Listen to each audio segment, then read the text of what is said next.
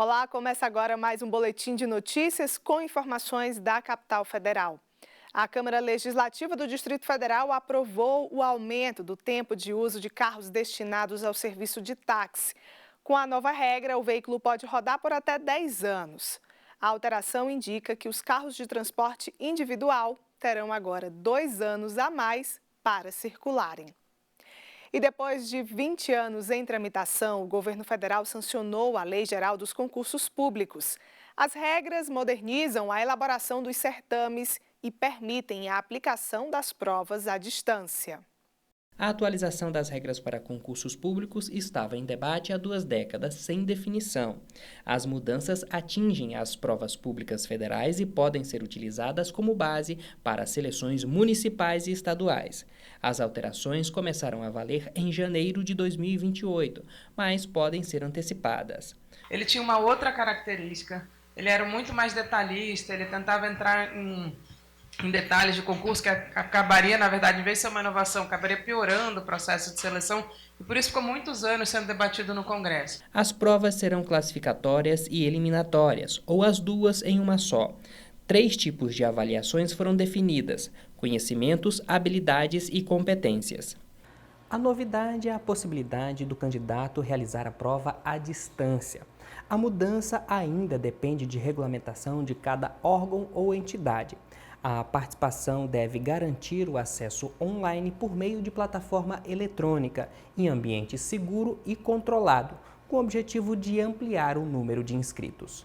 Este professor alerta que a mudança será aos poucos e a aplicação das provas online deve garantir a igualdade entre os participantes. Primeiro, que não quer dizer que você vai fazer a prova na sua casa com o seu computador e um outro computador do lado para fazer uma consulta.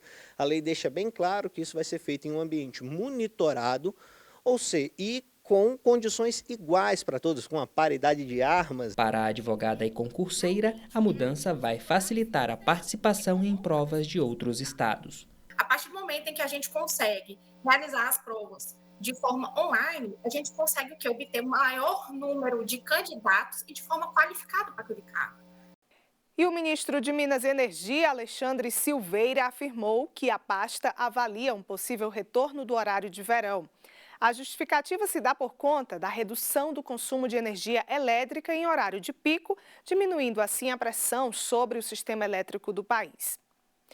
E com uma população cada vez mais envelhecida, o Brasil enfrenta novos desafios para garantir a sustentabilidade da previdência social. O aumento na expectativa de vida e a diminuição das taxas de natalidade colocam o sistema previdenciário em alerta e reacendem o debate sobre uma nova reforma da Previdência. O Brasil está envelhecendo. De acordo com os dados do Instituto Brasileiro de Geografia e Estatística, em 2043, o país terá mais idosos do que jovens. Em 2070, quase 38% da população será idosa. A expectativa de vida da população brasileira aumentou de 45 anos na década de 1940 para 77 anos atualmente. A idade média subiu para 35 nos últimos 23 anos e deve chegar a 48 anos nas próximas décadas. O principal motivo para o Brasil ter mais idosos no futuro é a queda na taxa de natalidade. Em 2022, o Brasil registrou cerca de 2 milhões e 500 mil nascimentos, 3% a menos em relação a 2021, o menor índice desde 1997. E segundo o IBGE, a tendência é cair cada vez mais. Essa transformação demográfica traz consequências para o sistema previdenciário, com menos jovens no mercado de trabalho e mais pessoas em fase de aposentadoria. A conta da Previdência pode não fechar nos próximos anos. Em 2019, uma reforma foi implementada, mas especialistas alertam que novas mudanças precisam acontecer. Enquanto que a base de potenciais contribuintes vai diminuir. Então, certamente, a gente vai ter uma piora muito grande do que a gente chama da relação de contribuintes para cada beneficiário. A proposta em discussão prevê o aumento da idade mínima para a aposentadoria e a criação de novos mecanismos de capitalização, onde o trabalhador contribui para sua própria aposentadoria.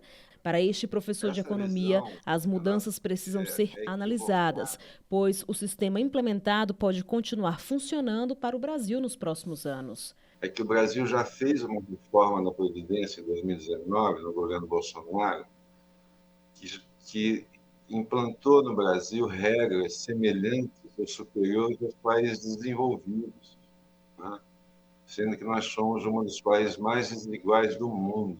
Muitos brasileiros temem que, com as novas regras, fiquem ainda mais longe da aposentadoria. Eu tenho que fazer um planejamento desde o nascimento, ou seja, uma poupança, uma previdência privada, para que eu não fique refém do sistema. Porque qual é a grande preocupação hoje? Primeiro, os jovens da geração Z, Y e os próximos já não estão acreditando nesse sistema previdenciário. E com 2 meses de inauguração, a Casa de Chá, localizada ali na Praça dos Três Poderes, é um café-escola que tem chamado a atenção dos turistas que visitam Brasília. A Casa de Chá, projetada pelo arquiteto Oscar Niemeyer, ficou fechada por décadas e agora se transformou num café-escola administrado pelo SENAC.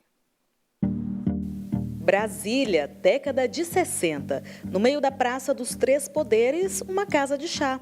Um local pensado para ser ponto de encontro, descanso e gastronomia. Mas o espaço ficou fechado por décadas. Agora foi reinaugurado e funcionará conforme o propósito original. O prédio é semi-enterrado, é como se flutuasse. São os traços marcantes da arquitetura de Oscar Niemeyer. Na parte interna, móveis da década de 60 fazem parte da decoração.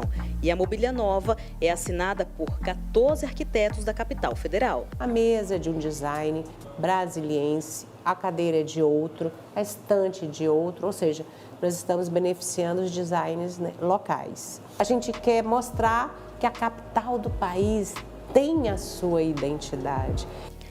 A Casa de Chá se tornou um local dedicado à gastronomia e qualificação profissional. Um café-escola, administrado pelo SENAC. Os alunos fazem estágio no local supervisionado por instrutores da instituição. Muita gente que não conhecia, não sabia que tinha um espaço como esse.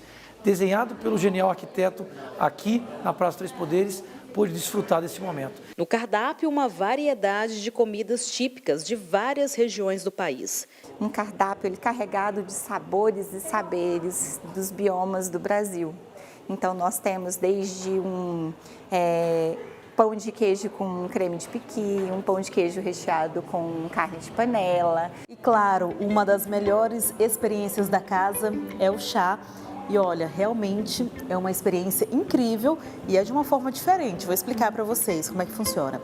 Eu vou abrir aqui, o meu sachêzinho de chá, colocar nesse bule e depois vamos ativar um cronômetro de 4 minutos e só depois desse tempo é que nós vamos degustar o chá.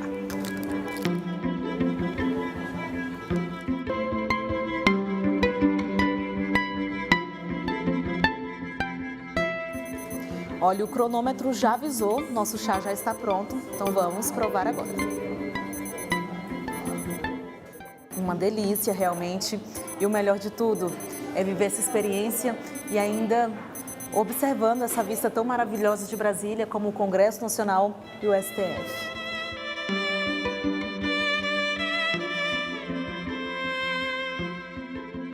A Casa de Chá é reconhecida como patrimônio tombado pelo Instituto do Patrimônio Histórico e Artístico Nacional, o IPHAN, uma parte importante da história de Brasília. E agora, além desse trabalho de ser um ponto de encontro, também vai trabalhar na formação de jovens e adultos no ramo da gastronomia. O local funciona para o público de quarta a domingo. Para quem visita Brasília, a Casa de Chá resgata memórias e cria experiências inesquecíveis.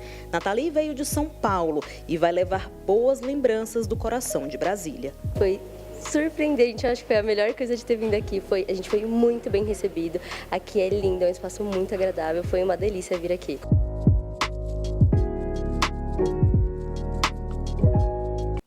Nós ficamos por aqui com mais um Boletim de Notícias. Eu aguardo você amanhã.